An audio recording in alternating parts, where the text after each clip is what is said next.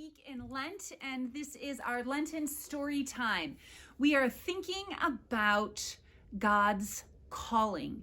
God calls us. And what is God calling us to? Well, God's calling us to all sorts of things, and that's why it's good to think about God's calling in our lives. But it's special, isn't it? It's special to step back and think the God who made everything loves us so much that God is calling us to a job, calling us to purpose, calling us to know more and more how loved we are. So I have a favorite story this week. It's called The Dreamer. It's by Cynthia Rylant, and the pictures are by Barry Mosier. There once was a young artist who lived all alone, quietly, and who spent his days as most young artists do, daydreaming. It was a lovely way of living. He would simply lie about, thinking, wondering, perhaps making small wishes, and as he dreamed in his mind, he would see something he hadn't seen before, something beautiful, something new. Then one day, as often happens with young artists, he decided he would make what he saw in his mind. So he made a star. He was surprised at how well it turned out and shyly pleased with himself, and having so well made this one thing, he was inspired to make more. So, as often happens with young artists, he worked all night long making stars, and by morning he was surrounded by heaven. His heavens twinkled and shone, and standing in this radiant beauty, the young artist was inspired to daydream again. He rested among the stars until he found something new in his mind. He set about making this new thing. He worked all night long. By morning, he had made an earth, round and sturdy, full of bumps and chunks and ridges.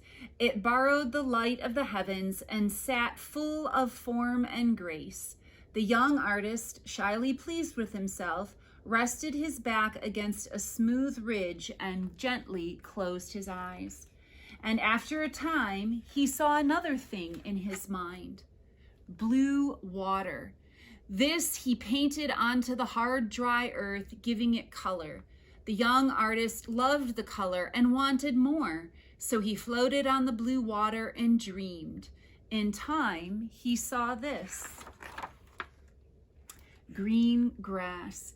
He painted soft, sweet-smelling green grass, and as young artists will almost always do, he got carried away and painted some trees. He painted green grass and trees all night long, and by morning he was in a forest, sleepy, and he lay down under a giant pine to dream. In his dreams he saw many, many new things, and they all moved like life. When he woke up, he made every living thing he had seen in his mind, and when he was finished, the whales parted the blue seas, the birds dotted the green trees, and cows nuzzled his hand. He moved among these living creatures, and like all young artists, felt such joy and love for his creation that he thought he might explode with happiness. He wanted to tell someone what he had done, to show someone his beautiful heavens and earth and water and grass and moving creatures. And he looked all around him, but the world was empty of anyone who might listen and understand. Someone with ears to hear and eyes to see, someone who could be an artist as well. So he worked all night long, and by morning he had made a new artist in his own image. Shyly pleased with himself, he made another too. He loved the company. He made one more. The world began filling up with artists. These made new ones, and the new ones made even newer ones, and of course, they all loved to daydream. Living among blue water and green grass, they have daydreamed the most beautiful things in the world. The first young artist, still a dreamer, has always called them his children. And they, in turn, have always called him God. So this is a make-believe story. And it's a different kind of story. It's a different way of thinking about God. But I thought it was important to help us think about God's calling. We are created in the image of God. God said, let us, Father, Son, and Holy Spirit, let us make humankind in our image. You and I are created in the image of God.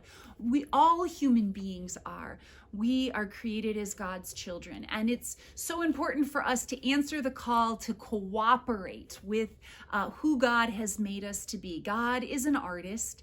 God is creative, and God is calling us to be creative artists, who create peace and joy, who create justice and mercy, who create kindness and love.